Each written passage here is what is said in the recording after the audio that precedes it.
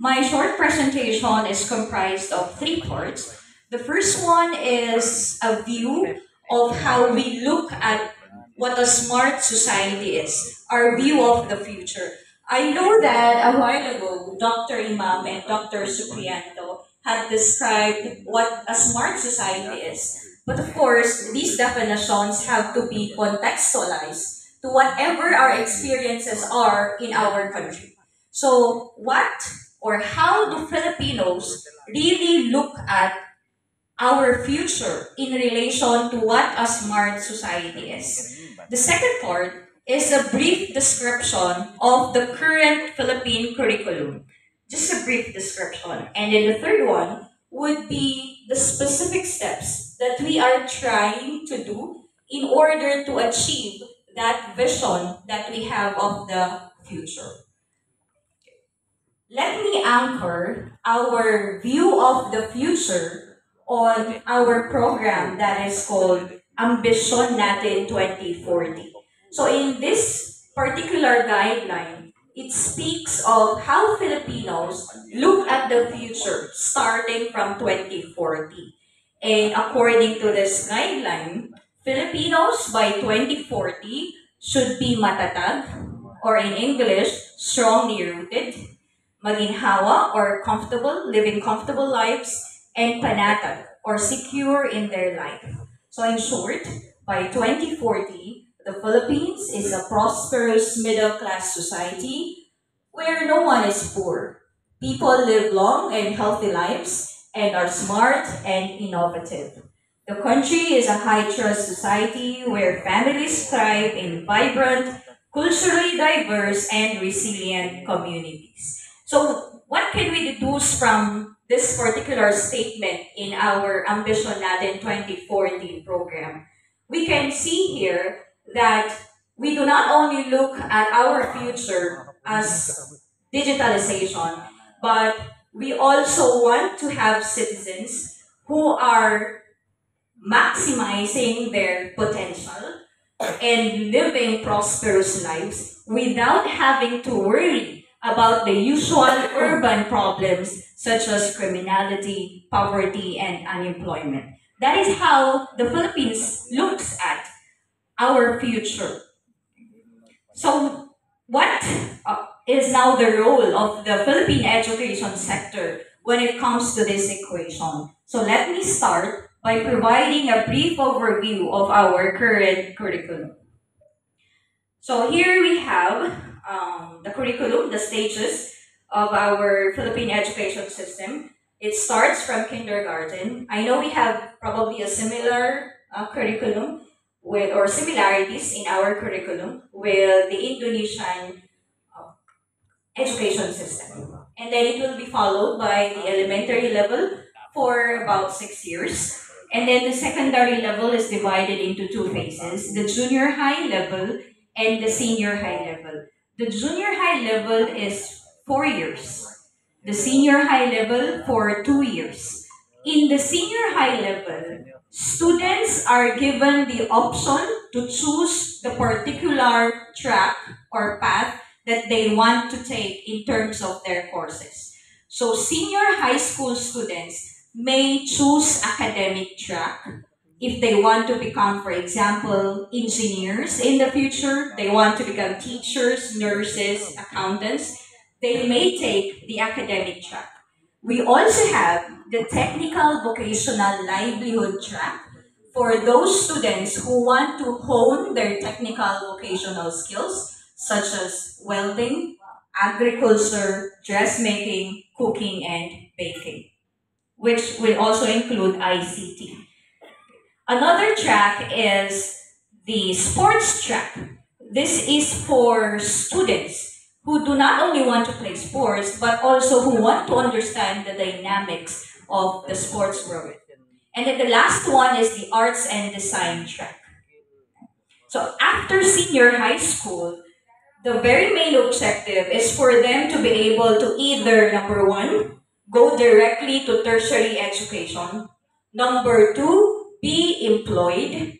Number three, probably get involved in business. Or number four, further their technical vocational skills by continuing to technical vocational courses. So after senior high school, if they choose to continue their tertiary education, then they may get a baccalaureate degree. A baccalaureate degree is usually for 4 years.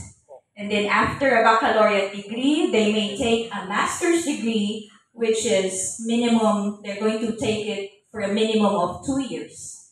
And then for a doctorate degree for a minimum of 3 years. Minimum, I say, because as you know, it really depends on how the student is able to finish his or her thesis or dissertation. Okay. So let us focus our attention on the K-12 curriculum. Mr. Alf, the K-12 curriculum, which stands for kindergarten to grade 12, basic education. What is the main objective of the K-12 curriculum, which I belong to because I teach in the senior high level, specifically the social sciences. So we want to equip our learners with 21st century skills, and these skills involve power. One, information, media, and technology skills. Number two, learning and innovative skills. Number three, communication skills. And number four, life and career skills. So we can notice from this enumeration of skills, as mentioned by Dr. Supriyanto a while ago, it's not only a focus on the technical skills, but also on the development of certain skills that a student or an individual needs in a 21st century setting, such as leadership skills, such as the build of character, of integrity, persistence, and the like.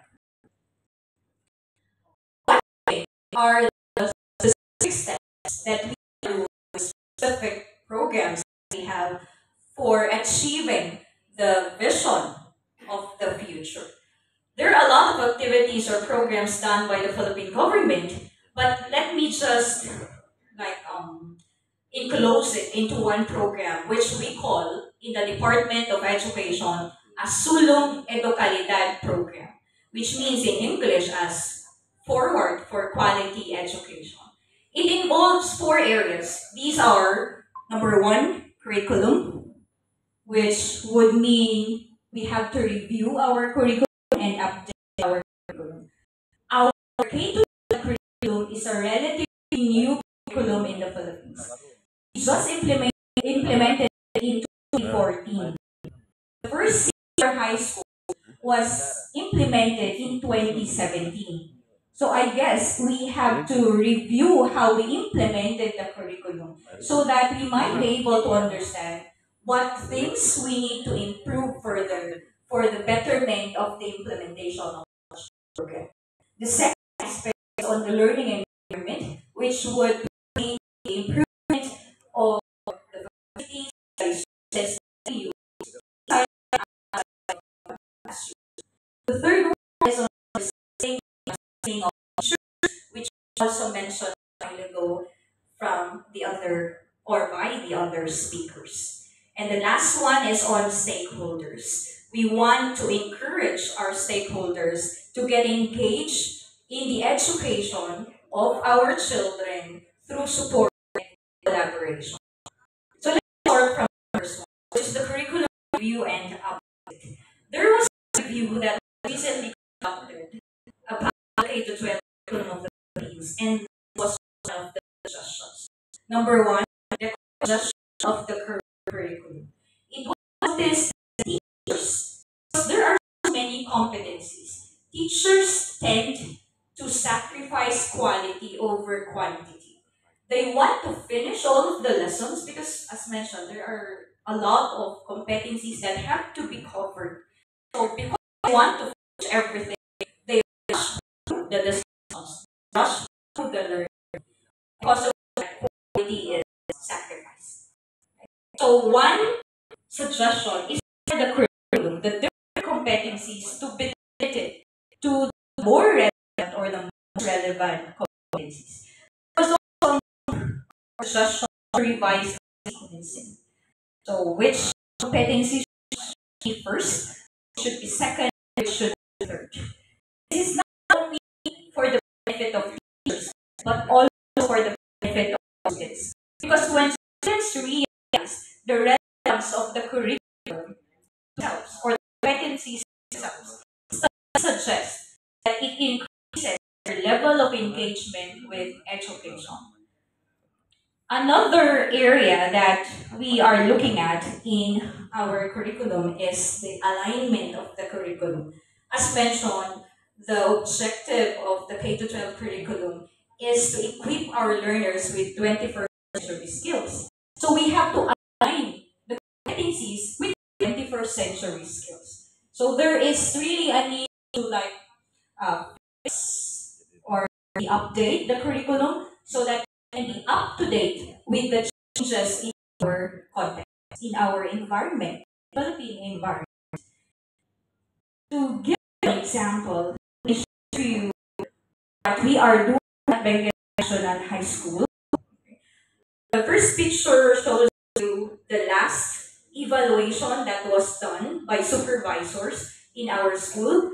They regularly visit us to observe how we implement the curriculum.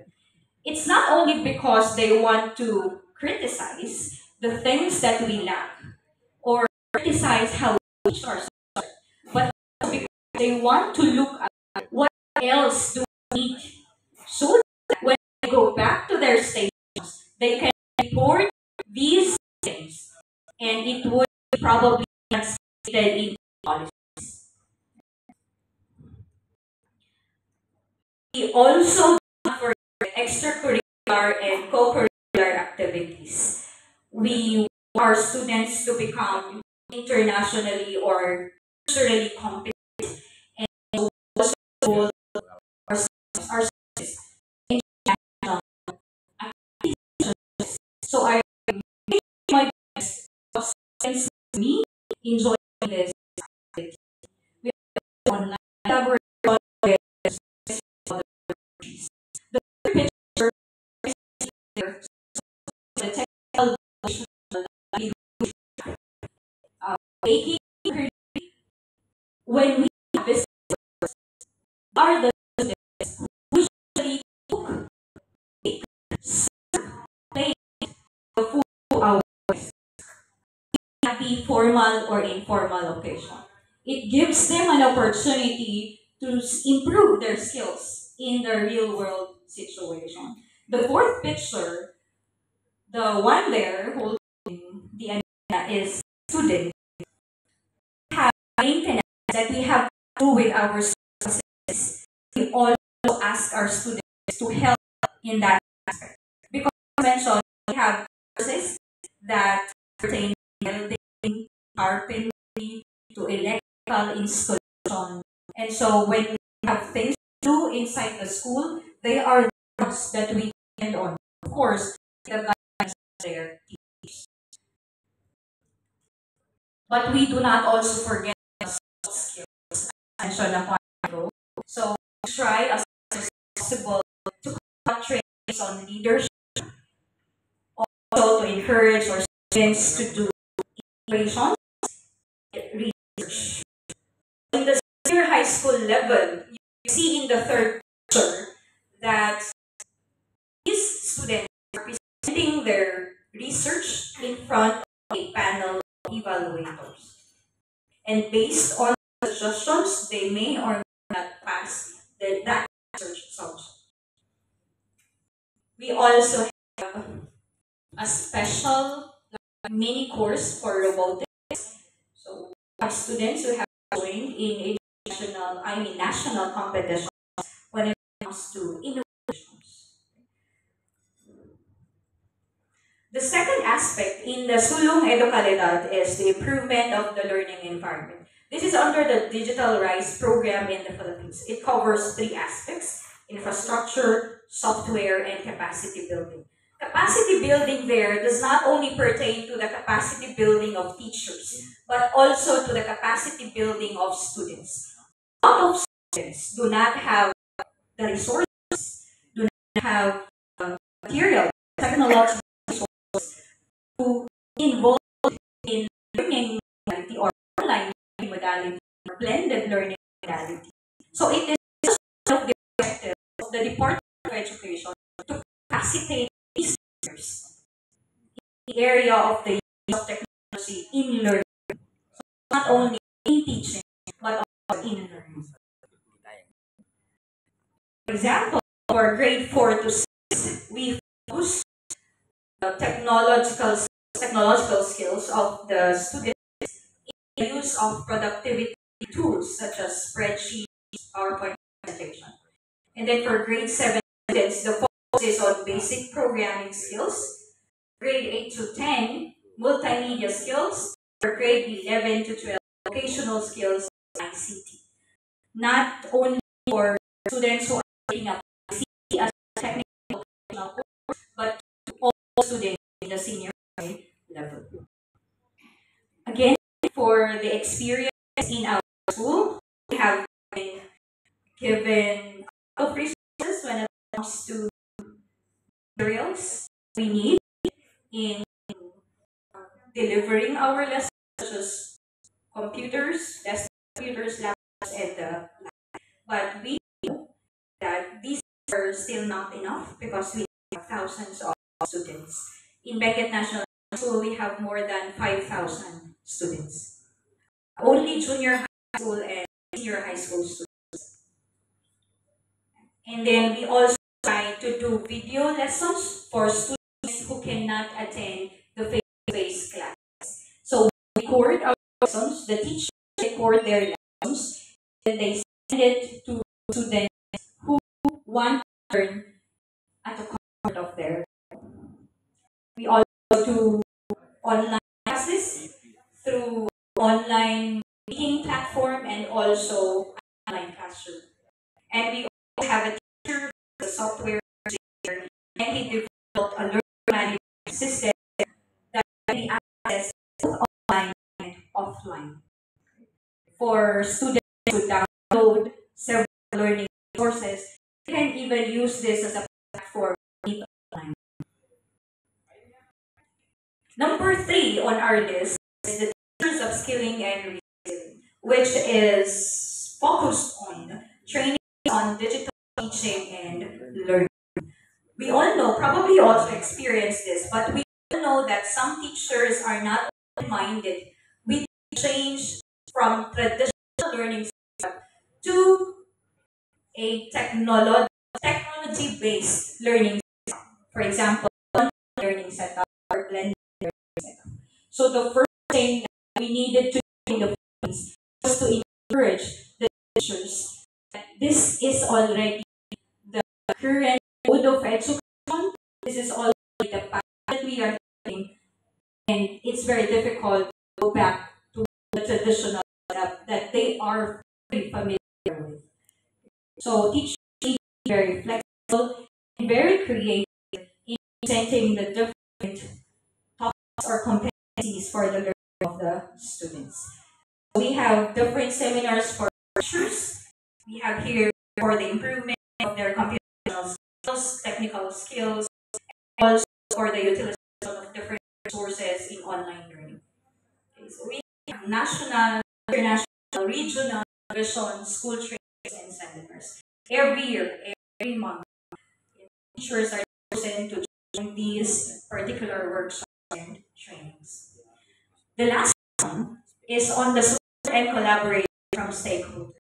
One thing that I appreciate when I arrived here in Chapri is the overwhelming support that I saw from the parents of the students. You know, Sir Alif was able to explain to me that the cars around your school are the cars of the parents of the students who are coming in the school. How supportive they are. They were even the ones who joined the cook competition. So they are really supporting the activities of the students. We hope that we can also have that kind of support and collaboration from our parents because we all know that's very important. But according to in the law in the Philippines, for number 1, we need to establish a this council. So for every school, there is an SGC. What is SGC? An SGC is like group will help the principal manage the school. This group is going to be composed of different members of the community, such as the alumni association, representative from the local government unit, representative from the elderlies of the community. They come together and form a school governing council, like an advisory committee to the principal. And then we also have in the school, we have parents and teachers association. And we also have something like this, probably you call it different. Parents and teachers association, in which this association is going to help in the implementation. Now we are on the implementation stage. In the implementation of school activities and projects.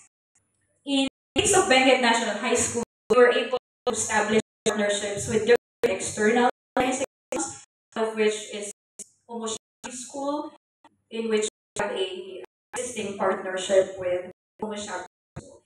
And because of these partnerships, we are able to get donations from different agencies in order for us to improve our delivery of our services. Because as they say, it takes a community to such. If only the school handles it, it may be impossible. We need other sectors of the community. Let me begin with this. According to former Department of Education Secretary Dr. Yonis, we teach, encourage our learners to learn our school has to be relevant to the 21st century, to our needs, and has to be